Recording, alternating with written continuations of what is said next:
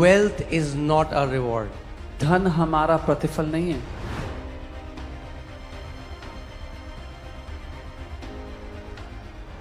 मैं फिर से इस बात को बोलता हूं कि आप समझो। I'll say it again so you understand. Wealth is not a reward. धन हमारा इनाम या प्रतिफल नहीं है।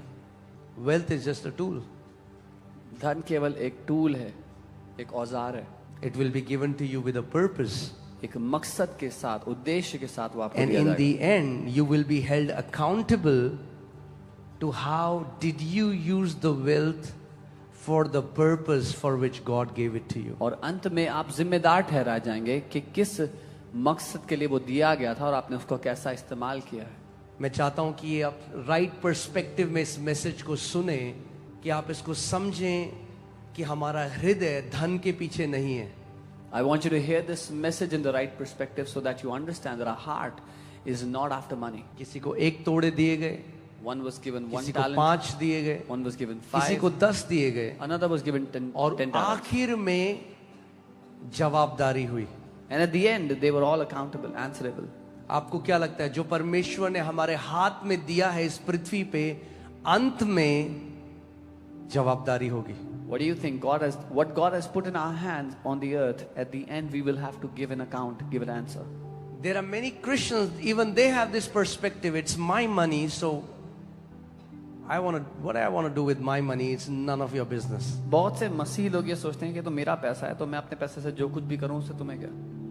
Yeah, it's none of our business, but it's God's business. हमारा उसमें कोई लेना देना नहीं, लेकिन परमेश्वर का लेना देना है। Are you guys getting what I'm saying? So आप इस बात को समझो कि पैसा हमारा रिवॉर्ड नहीं है। So that you understand that money is not our reward. Okay, ये क्लियर है सबको? Is this clear to everyone? फिर से बोलो, पैसा मेरा रिवॉर्ड नहीं है। Say this again. Money is not my reward.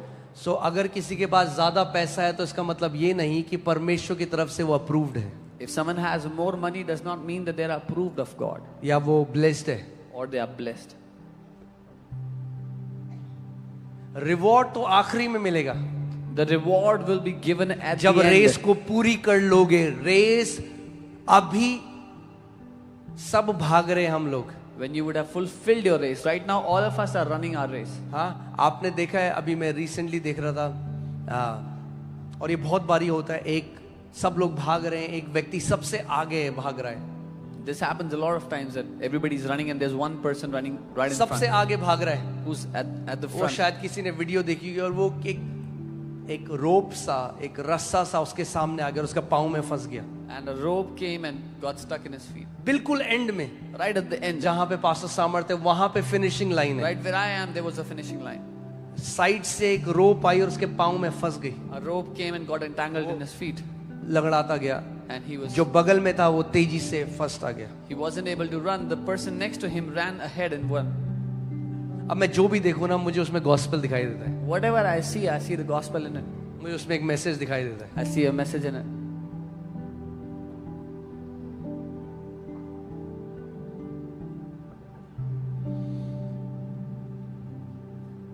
Put Hebrews 12:1, इब्रानी 12 उसका 1.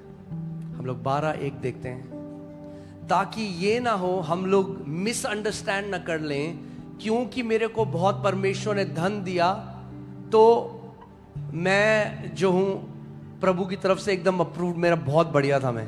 So that we would not misunderstand that because God has given me a lot of wealth, that means I was approved of God.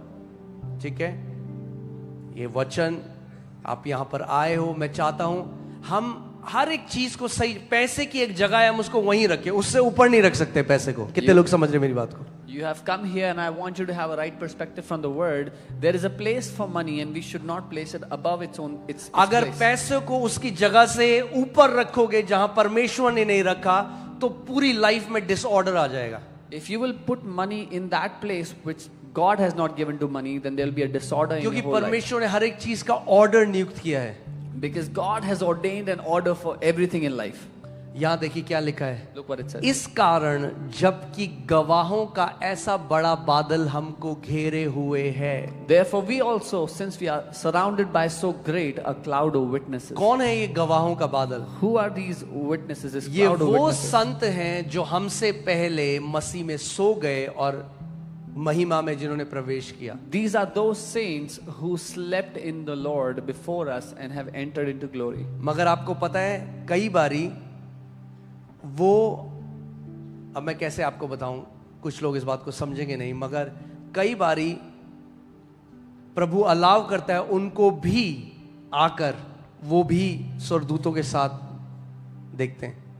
But the Lord sometimes allows them also to come along with the angels to come and see.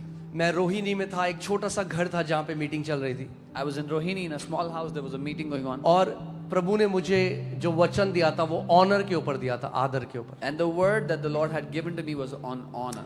और आराधना चल रही थी। Worship was going on. मैंने आंखें बंद करी आराधना के लिए, I closed my eyes for और worship. जैसे ही मैंने आंखें बंद करी, I was sucked up to a vision. And as soon as I closed my eyes, मैं एक दर्शन में उठा लिया गया. और मैंने देखा कि मैं एक बड़े से एरिना में हूं, जो And I देखते हो आप जहां खेल होते हैं, And I saw like a huge sports arena. और पूरे ब्लीचर्स में, पूरे जहां बैठने का होता है वहां पर सारे एंजल्स नहीं है, सेंट्स हैं, क्लाउड ऑफ विटनेसेस है। And in all the bleachers where there's a place to sit, there's clouds of witnesses, there's saints of God seating. मुझे पता है ये लोग जिंदा थे और अब ये महिमा में जा चुके हैं, I knew this, that they were all alive at a point in time, and now they've all entered into glory. और वो एक साथ ये बोल रहे थे, preach this word, Come on. preach this word, And they were all saying preach it in together. this word। They were all saying it together, preach this word. इस उस वचन दिन का मुझे प्रचार पता करो. चला ऑनर परमेश्वर के राज्य की हार्ट बीट है, That day I understood that honor is the heartbeat of the kingdom of God. और इसीलिए शैतान डिसऑनर ले आता है, Which is क्योंकि वो why- डिसऑर्डर लाना चाहता है। Which is why the devil brings dishonor, because he wants to bring disorder. आमीन। सो आप सोच सकते हो अपोस्टल